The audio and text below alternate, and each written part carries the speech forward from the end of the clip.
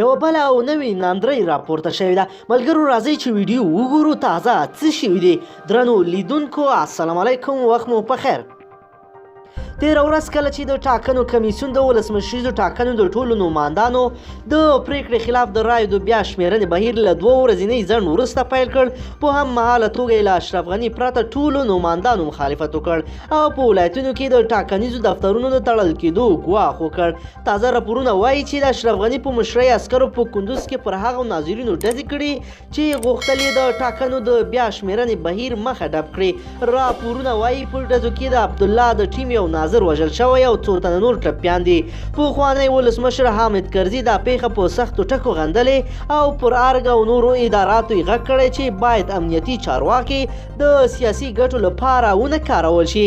ډاکټر عبدالله بیا ډاکټر غني بې شرمه څیره بللې او له کمیسیون یې غوښتي چې باید ژر تر ژره دې د بیا شمېرنې بهیر ودروي. خو د کورنیو چارو وزارت بیا وایي چې ناظر د دوی په ډزو نه بلکې د طالبانو د هوان په برید کې وژل شوی.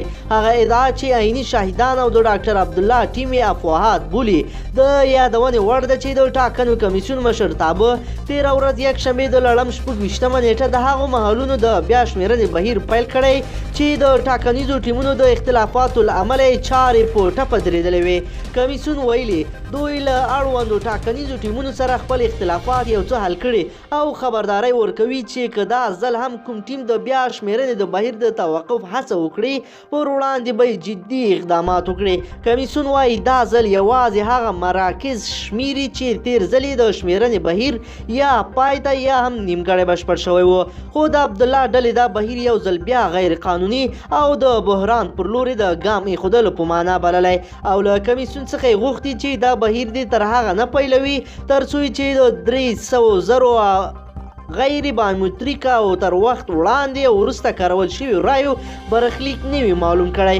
د ډاکټر عبدالله ټیم خبرداری ورکړی چې په خپل ټول توان سره به هڅه وکړي د هیواد په ټولو ولایتو کې د بیا شمېرنې د بهیر مخه ونیسي. درنو لیدونکو که چیرې مو لا تر اوسه زموږ چینل نه وي سبسکرایب کړی، زموږ چینل در سره حتما سبسکرایب کړئ او ویډیو ضرور لایک کړئ.